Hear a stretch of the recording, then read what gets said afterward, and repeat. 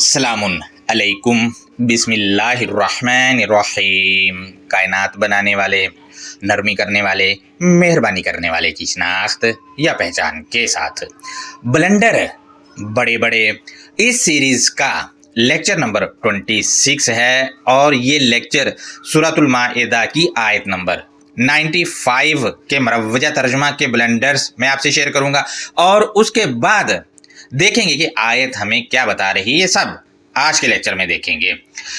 मैंने बहुत से मुतरजमीन के तराजम पढ़े, तराजम सब की एक ही तरह के थे। उनमें से एक नमाजी व हाजी कुरानिस्ट का मैंने तर्जुमा सिलेक्ट किया है ताकि आपसे ब्लेंडर्स शेयर कर सकूं। तर्जुमा स्क्रीन पर मौजूद है, गौर करें। इसने लिखा है, ऐ वो लोगो जो ईमान लाए हो। ये तर्जुमा इसने या अय्युहल्लज़ीना आमनू का किया है। पॉइंट नंबर 1 ये है कि अगर आमनू के मानी ईमान है तो सवाल ये है कि अल किताबिल मुबीन में ईमानुन, ईमानिन, ईमानन, ईमानू, ईमानी एक अलग मेंशन के तौर पर मौजूद है। अगर आमनू के मानी ईमान है तो फिर इनके मानी क्या होंगे? रहनुमाई फरमाई मेरी। मजीद देखें तो नमाजी व हाजी कुरानिस्ट लिखता है कि हुर्मत या हालत एहराम में शिकार का कत्ल ना करो।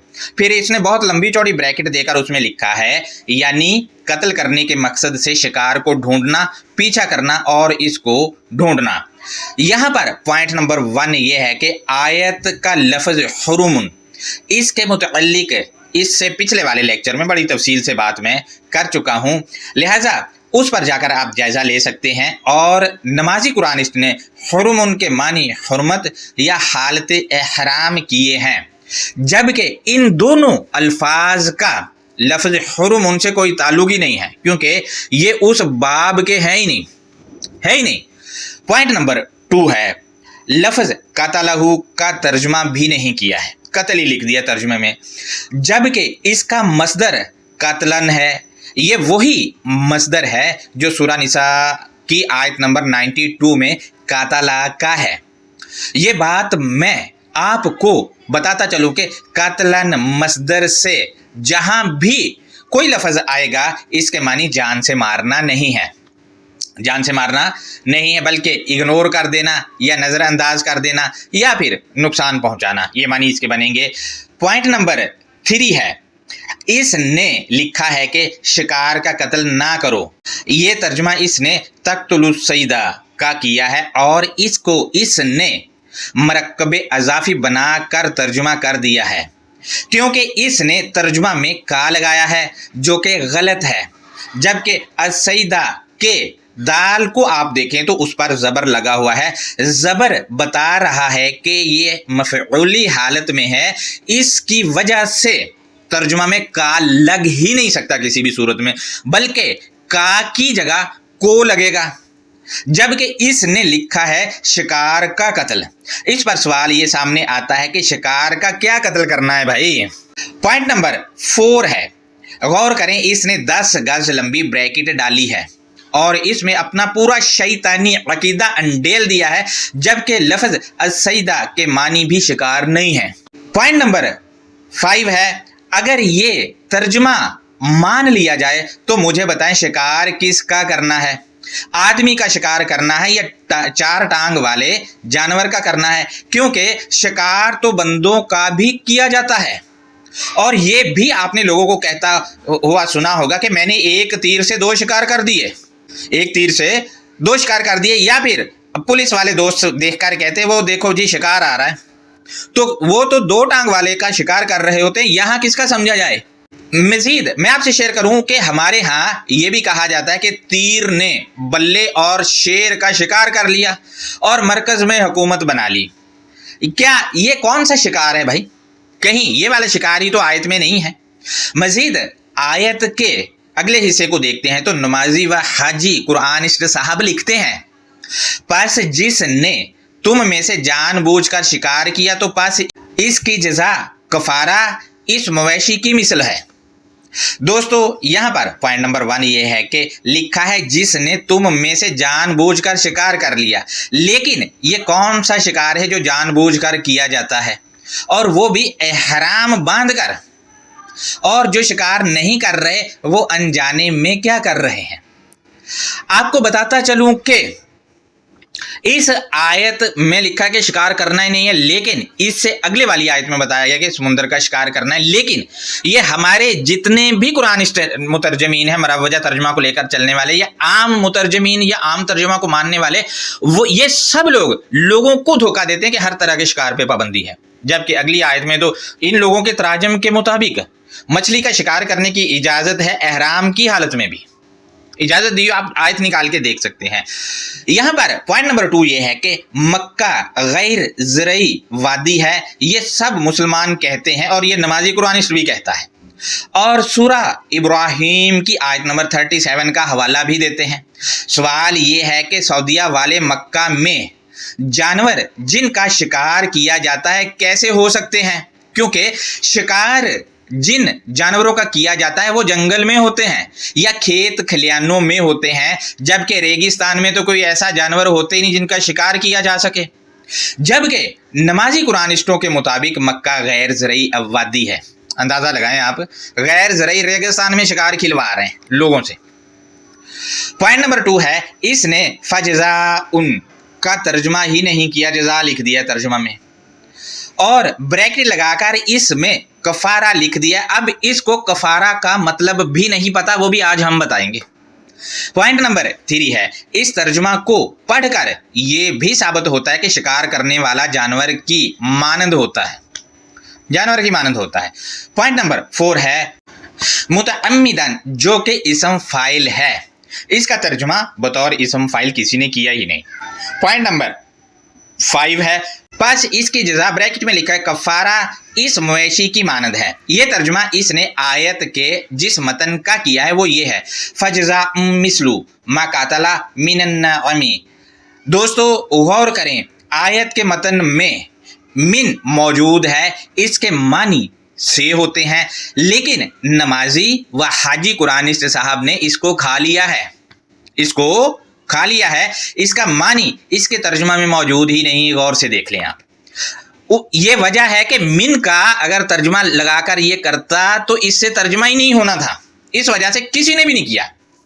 मजीद नमाजी कुरानिस्ट लिखता है कि तुम में से 2 अदल करने वाले इसके साथ हदिया का हुक्म करें, वो काबे को पहुंचाया जाएगा। यहाँ पर पॉइंट नंबर 1 है 2 अदल करने वाले। ये तर्जुमा इसने जावा अदलिन का किया है, जबकि जावा अदलिन मरकबे अजाफी है, इसका तर्जुमा बतौर मरकबे अजाफी किया ही नहीं गया है।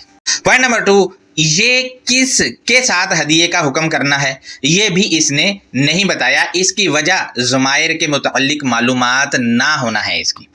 जबकि इसी लफ्ज़ का तर्जुमा इसने सूरा 2 की आयत नंबर 196 में तोहफा हदायत किया है, तोहफा या हदायत किया है इसने।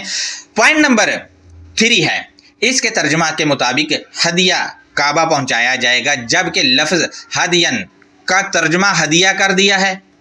ये इसका तर्जुमा तो है ही नहीं, ये इसका तर्जुमा भला कैसे हो गया, जबकि हदियन इसम मफ़ऊल है, इसका तर्जुमा बतौर इसम मफ़ऊल भी नहीं किया ही नहीं। पॉइंट नंबर 4 है बालिगा, ये इसम फ़ाइल वाहिद मुज़क्कर है, इसका तर्जुमा बतौर इसम फ़ाइल वाहिद मुज़क्कर किया ही नहीं है। ये सारे ब्लंडर है जो मैं आप दोस्तों के सामने रख रहा हूँ, और इस नमाजी कुरानिस्ट के हज़ारों में फॉलोवर हैं और वो सुने जा रहे हैं। कोई सवाल तो उठाओ भाई, जो इन लोगों ने ये किया है, ब्लंडर किए हैं, सवाल तो उठाओ। मजीद पॉइंट नंबर 5 है अलकाबाती का मानी भी इसने नहीं किया, इसकी वजह इन लोगों का अकीदा है। आप देखें कि ये नमाजी कुरानिस्ट लफ्ज़ तौरा और इंजील समेत मुतअद्दिद अल्फाज के मानी कर देता है, लेकिन लफ्ज़ काबती का मानी इसने किया ही नहीं, और ना ही अल मस्जिदिल हराम का ये लोग तर्जुमा करते हैं, ना ही लफ्ज़ मक्का और ना ही लफ्ज़ बक्का का ये तर्जुमा करते हैं। जाहिर है अगर सच बता देंगे तो रोटी जो कमाते हैं दीन बेचकर वो बंद हो जाएगी। पॉइंट नंबर 6 है बालिगल काबाती, ये मरकबे अजाफी है, इसका तर्जुमा बतौर मरकबे अजाफी किया ही नहीं है। अब तक जितने भी मरकबे अजाफी आए किसी का भी तर्जुमा इसने मरकबे अजाफी के तौर पर नहीं किया, सिर्फ ये नहीं, किसी ने भी नहीं। पॉइंट नंबर 7 है तर्जुमा में लिखा है पहुंचाया जाएगा, ये तर्जुमा बालिगा जो कि इसम फाइल है इसका किया है, जबकि तर्जुमा असूल के मुताबिक है ही नहीं। मजीद हम आगे बढ़ते हैं तो नमाजी कुरानिस्ट लिखता है या इसका ब्रैकेट में लिखा है कफारा मस्कीनों का खाना खिलाना है। पॉइंट नंबर 1 है यहाँ पर। सवाल ये है कि मस्कीनों का खाना किसको खिलाना है, क्योंकि मस्कीनों को खाना खिलाना और मस्कीनों का खाना खिलाना इसमें ज़मीन आसमान का फ़र्क है। अगर को लगाएंगे तो इसका मतलब होगा मस्कीनों को खाना खिलाना है, और अगर का लगेगा तो इसका मतलब ये है कि मस्कीनों के पास खाना है, इनका खाना किसी और को खिलाना है। पॉइंट नंबर 2 है। सवाल ये है कि कितने मस्कीनों को खाना खिलाना है, बताएं जी कितनों को खिलाना है, क्योंकि यहाँ तो दर्जी नहीं है। पॉइंट नंबर 3 है। इसने कफ़ारतुन का मानी ही नहीं किया और ना ही मसाकीना का मानी किया है। तआमु जो कि फ़ाइली हालत में है, इसको खाना खिलाना बना दिया। इस पर इसको 21 तोपों की सलामी मेरी तरफ से नमाजी कुरानिस्ट को। पॉइंट नंबर 4 है। मस्कीनों का खाना किसे खिलाना है, जबकि तआमु मसाकीना में मसाकीना के नून पर ज़बर बता रहा है कि मसाकीना का तआमु नहीं बल्कि मसाकीना को तआम है, मसाकीना को तआम कराना है। इसने तआमु मसाकीना को मरकब अज़ाफ़ी बना दिया, जबकि ये फ़ाइली व हालत नस्ब में है, ये हालत जर में नहीं है जो इसको मरकब अज़ाफ़ी बना दिया जाए। मज़ीद देखें तो लिखता है या इसके बराबर रोज़े रखे। ये तर्जुमा इसने अदलु ज़ालिका सियामन का किया है। यहाँ पर पॉइंट नंबर 1 ये है कि इसमें अदलु ज़ालिका ये मरकब अज़ाफ़ी है, इसने इसका तर्जुमा बतौर असूल किया ही नहीं है और लफ्ज़ अदलु को बराबर मानी पहना दिए, जबकि अदलु लाम पर पेश के साथ है, मानी है इंसाफ करने वाला, उसको कहा जाएगा अदलु। पॉइंट नंबर 2 है। और ज़ालिका इसम इशारा बईद है, इसके मानी वो या मज़कूरा वाला या मंदरजा झैल किए जाएंगे। लिहाजा मज़ीद हम आगे बढ़ते हैं। पॉइंट नंबर 3 है। एक सवाल ये भी है कि ये हिसाब कैसे निकलेगा कि जानवर मर गया, अब इतने रोज़े रख लो और जिन ममालिक में 4 या 5 माह का दिन है वहाँ क्या करना है। हमारे यहाँ भी दिन जो है वो 24 घंटे का है, क्योंकि आप देखें रात को 12 बजे तारीख बदलती है तो दिन शुरू हो जाता है और वो अगली रात 12 बजे तक चलता है वही वाला दिन। जब तारीख बदलती है अगली रात तो फिर अगले दिन शुरू हो जाता है। ये प्रोसेस चल रहा है, जबकि कैलेंडर के मुताबिक दिन का दौरानिया ही 24 घंटे, रात है ही नहीं कैलेंडर में। मजीद हम देखते हैं तो नमाजी कुरानिस्ट लिखता है ताकि वो अपने अमर के नतीजे को चखे। यहाँ पर पॉइंट नंबर 1 ये है कि आयत के लफ्ज़ अमरी का मानी क्यों ना किया गया। पॉइंट नंबर 2 है वबाला का मानी इसने नतीजा कर दिया, जबकि इसके मानी बदतरीन नतीजा के हैं। इसने वबाला अमरी ही का तर्जुमा भी बतौर असूल नहीं किया, क्योंकि वबाला मदाफ है और अमरी मदाफ अलैहि है और ही भी मदाफ अलैहि है। इसका तर्जुमा होगा खुद के मामले का बदतरीन नतीजा भुगते, इसका ये तर्जुमा बनेगा। मजीद नमाजी कुरानिस्ट लिखता है कि इसने माफ़ कर दिया इसके बारे में जो गुजर गया। यहाँ पर पॉइंट नंबर 1 ये है कि अगर किसी के साथ ज़्यादती की है तो इसको तो कुछ मिला ही नहीं इस तर्जुमा के मुताबिक, तो माफ़ भला कैसे हो गया। क्योंकि फ़र्ज़ करो मैं शिकार पे जाता हूँ, एहराम नहीं है मेरे बदन पे, अगर मैं आपकी भैंस मार देता हूँ आपको तो कुछ मिलना ही नहीं, क्योंकि उसकी मिसल जो चीज़ है वो तो काबा भिजवाई जाएगी, काबा भिजवाई जाएगी ना, आपको कुछ मिलना ही नहीं। तो ये भला कैसा इंसाफ करने वाले बैठे हैं इस आयत के मुताबिक, या अल्लाह कैसा उनसे इंसाफ करवा रहा है कि जिसका नुकसान होगा उसको तो कुछ मिलना ही नहीं, वो जानवर जो है काबा भिजवा दो वहाँ, पता नहीं आपने कभी देखा ही नहीं होगा कि वहाँ जानवर जा रहे हों, कभी आपने देखा है? अगर नहीं देखा है तो आप खुद सोचें कि ये क्या ऊटपटांग बातें तर्जुमा में इन लोगों ने लिखी हैं, खुद सोचें। लिहाजा मजीद हम देखते हैं पॉइंट नंबर 2 है आयत में सालाफा माजी वाहिद मुज़क्कर का सीगा है, इसका तर्जुमा होगा उसने गुजारा। मजीद नमाजी कुरानिस्ट लिखता है बस जो कोई इसका अयादा करेगा या दोहराएगा तो अल्लाह इससे इंतकाम लेगा। سوال یہ ہے کہ کیا اللہ بھی انتقام کی آگ میں جلتا ہے؟ جبکہ فینتقموا کے معنی بدتر کام کا ری ایکشن یا مکافات عمل اس کو کہا جاتا ہے۔ مزید ہم آگے بڑھتے ہیں تو نمازی قرآن سے لکھتا ہے اور اللہ زبردست انتقام لینے والا ہے۔ پوائنٹ نمبر 1 ہے یہاں پر ذوانتقام مرکب اضافی ہے، لیکن نمازی قرآنسٹ نے اس کا ترجمہ بطور مرکب اضافی کیا ہی نہیں بلکہ اس کو مرکب توصیفی بنا دیا۔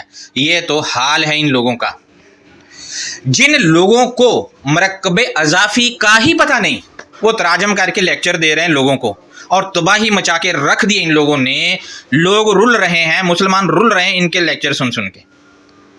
حالانکہ یہ کتاب کو پڑھنے والوں کو تو چاہیے تھا سپر پاور ہوتے امریکہ کے بھی اوپر، لہٰذا نہیں، رلے ہوئے ہیں کیونکہ ان کے جیسے لوگ لیکچر کر رہے ہیں۔ مزید آپ دیکھیں تو ذو کے معنی ہوتے حامل یا اجازت نامہ دینے والا، انتقام کے معنی بنتے کاروائی کرنے کا۔ کاروائی کرنے کا کیونکہ میم کے نیچے زیر ہے، 2 زیر لگے ہوئے ہیں تو ترجمہ کا لگے گا یا کی لگے گا یا کے لگے گا جملے کے حساب سے۔ لہٰذا دوستو یہ اس آیت کے مروجہ ترجمہ میں جو بلنڈرز تھے وہ تھے۔ اب آپ دیکھیں کہ احرام کی حالت میں شکار نہیں کرنا، ٹھیک ہے، اگر احرام نہیں باندھا تو شکار ہوگا۔ کیا آپ نے کبھی مومنین کو رائفلیں، برچے، چھریاں، کلہاڑے یا شکار کے دوسرے اوزار لے کر جاتے ہوئے کبھی سعودیہ دیکھا ہے؟ نہیں دیکھا نا، میں نے تو نہیں دیکھا، آپ نے دیکھا تو مجھے بتائیں۔ جب آپ نے بھی نہیں دیکھا، میں نے بھی نہیں دیکھا، تو یہ مطلب کیا بونگیاں لکھی ہیں ترجمہ میں، آپ خود سوچیں۔ ہے آیت کی شان و شان یہ ترجمہ ہے بھلا؟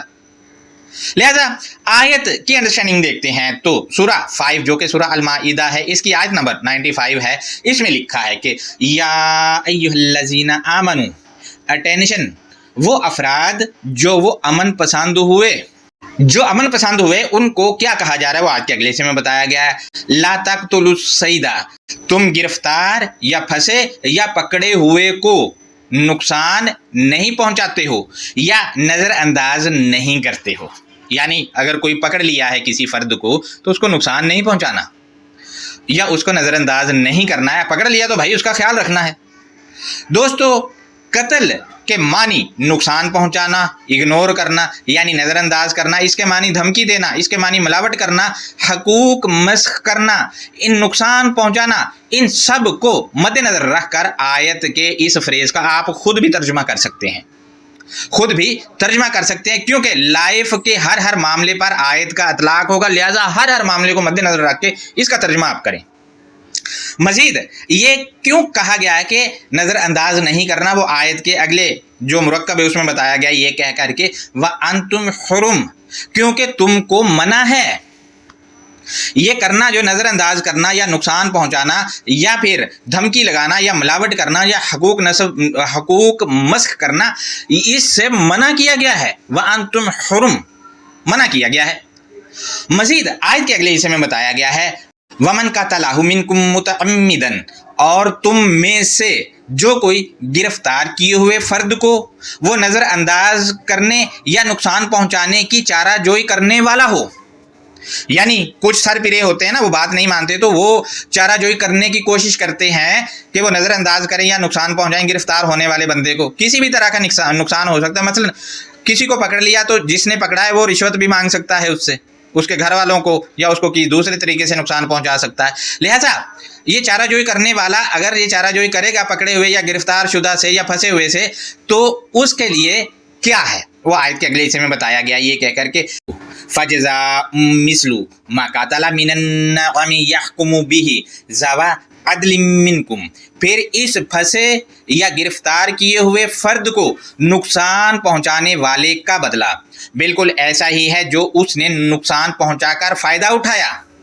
تم میں سے انصاف کی مہارت رکھنے والا آدمی اس نقصان پر فیصلہ کرے گا، یعنی گرفتار یا پھنسے ہوئے فرد کو نقصان پہنچانے والے کو ویسا ہی بدلہ دیا جائے گا جیسا اس نے نقصان پہنچایا ہے، نقصان پہنچا کے فائدہ اٹھایا ہے تو ویسا ہی بدلہ دیا جائے گا، اور اس کا فیصلہ جو کرے گا وہ تم میں سے انصاف پر جو کمانڈ رکھتا ہے کہ انصاف کیسا کرنا ہے وہ کرے گا۔ ہر ایک علل تلے نے اٹھ کے فیصلہ کرنے نہیں لگ جانا۔